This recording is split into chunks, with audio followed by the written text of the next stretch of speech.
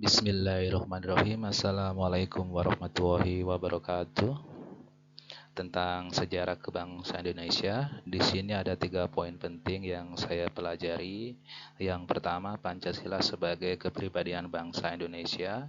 Yang kedua, Pancasila sebagai pendiri bangsa Indonesia. Dan yang ketiga, Pancasila menjadi pedoman dalam mengelola kemajemukan bangsa Indonesia. Yang pertama, sebagai kepribadian bangsa, Pancasila artinya 5 dasar atau 5 asas negara Republik Indonesia yang sudah dikenal sejak zaman Majapahit pada abad ke-14 ya.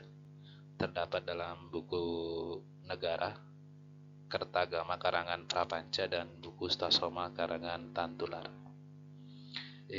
Sebagaimana pidato yang sering disebut sebagai jas merah, yakni tentang pidato Bung Karno yang menyatakan jangan sekali-sekali meninggalkan sejarah.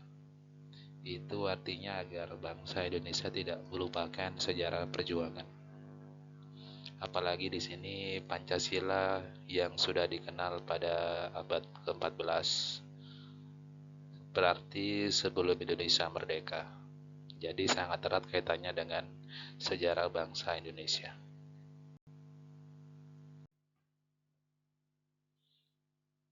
Baik, masuk yang kedua sebagai pendiri bangsa.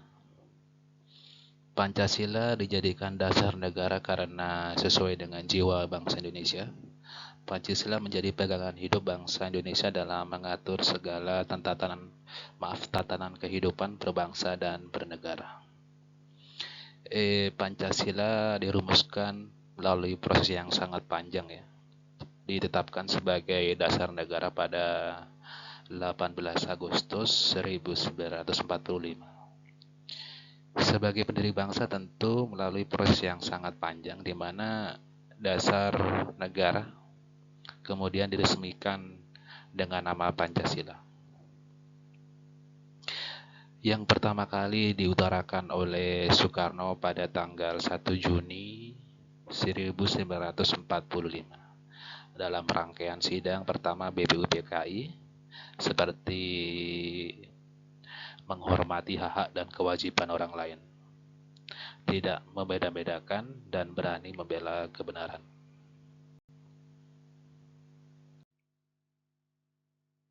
Dan yang ketiga atau yang terakhir sebagai pedoman bangsa Indonesia. Pancasila sebagai pedoman hidup bangsa Indonesia memiliki arti bahwa Pancasila menjadi sumber cita-cita moral bangsa dan menjadi bentuk budaya Indonesia yang merupakan bagian penting dalam sejarah bangsa Indonesia. Sebagai pedoman tentunya mengandung nilai-nilai dasar yang mencakup seperti keyakinan akan adanya Tuhan, terus menghormati martabat dan hak asasi manusia, mempertahankan persatuan dan kesatuan bangsa. Yang keempat, memastikan partisipasi aktif rakyat dalam proses pengambilan keputusan. Dan yang terakhir, mengusahakan keadilan sosial bagi seluruh rakyat Indonesia.